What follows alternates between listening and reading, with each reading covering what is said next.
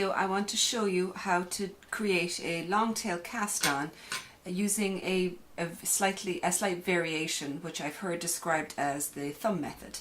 So you're going to start first of all with a tail about 3 times the length of the width of the work you want to finish. If you're in doubt, you can always take a second skein of yarn or the inside of the one you're working on so that you don't have to worry about running out of yarn for the tail. So you keep the tail on the left hand side and your working yarn over on your right side, and just put a slip knot into your work where you want to begin.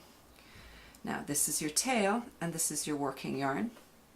I think this method is probably a little easier for knitters who hold their yarn in their right hand, because that's the one you're going to be kind of putting the stitches on with, but it creates the same end effect as the standard longtail cast on.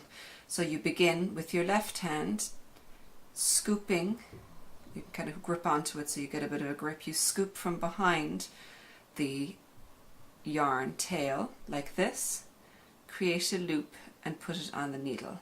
Now just leave your finger in that loop.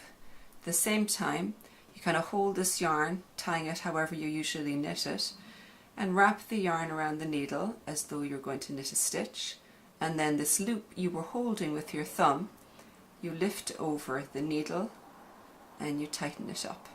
And that's the steps involved in creating a longtail cast on thumb method.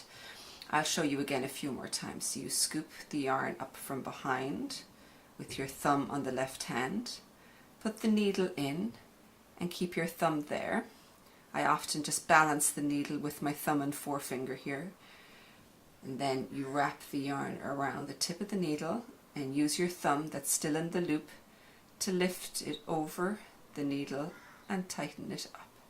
So scoop from behind, put the needle in, wrap the yarn around, lift the loop over.